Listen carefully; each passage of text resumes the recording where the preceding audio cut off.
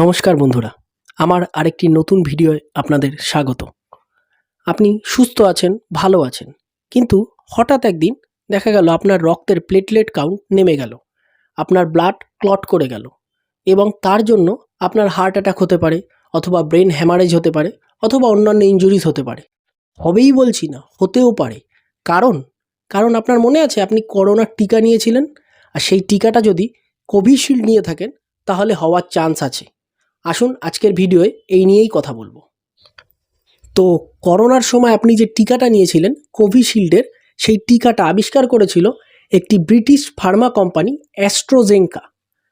সেই কোম্পানি এবং ভারতবর্ষের সিরাম ইনস্টিটিউট, এরা মিলে সারা ভারতবর্ষে যে টিকাকরণ চালিয়েছিল সেই টিকাই আপনি নিয়েছেন।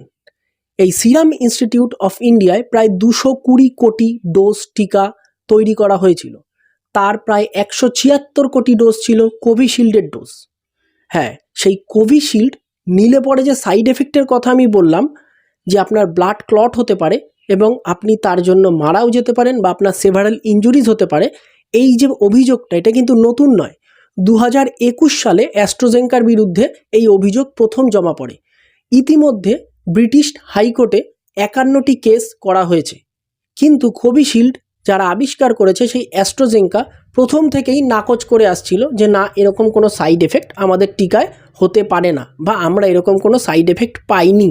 কিন্তু এই বর্তমান সময়ে এসে তারা সমবেদনা জানিয়েছেন যারা এই টিকা নেওয়ার পর এরকম সিমটমে প্রাণ হারিয়েছেন, অথবা যাদের আত্মীয় পরিজনরা অসুস্থ তাদের প্রতি।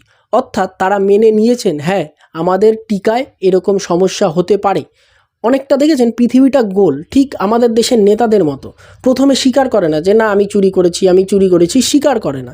কিন্তু যখন কোর্টে প্রমাণিত হয়, ধরা পড়ে, তখন ক্ষমা চায় যে হ্যাঁ আমি নিয়েছি, আমার ভুল হয়ে গেছে। ঠিক একই রকম অ্যাস্ট্রাজেনেকা একটি ব্রিটিশের কোম্পানি, ঠিক একই খেলাই কিন্তু খেললো। সুতরাং পৃথিবীটা গোল। তো আসুন বাদ দেন সেই কথায়। তাহলে এখন কি হবে? এখন হবে হচ্ছে, টুইটারে ইতিমধ্যে একটা ট্রেন্ড চলছে, হ্যাশট্যাগ অ্যারেস্ট নরেন্দ্র মোদী। যদিও তার কোনো সারবত্তা নেই, কারণ নরেন্দ্র মোদী দেশের প্রধানমন্ত্রী হয়ে তখন যে স্টেপটা নিয়েছিলেন করোনার থেকে বাঁচার জন্য, সেটা খুবই জরুরি ছিল।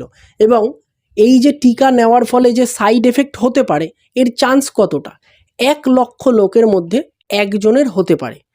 বিভিন্ন মতে 3 জন 4 জন বলেও থাকে, কিন্তু 1 লক্ষ লোকের মধ্যে একজনের এইরকম হতে পারে। তাহলে আমাদের ভেবে দেখতে হবে যে করোনাতে মরার চান্স এর থেকে অনেক বেশি ছিল। সুতরাং এইটাকে মেনে নেওয়া যায়। ও হ্যাঁ, আপনার হতে পারে কিনা এইটা, আসুন সেটাও জেনে নিন।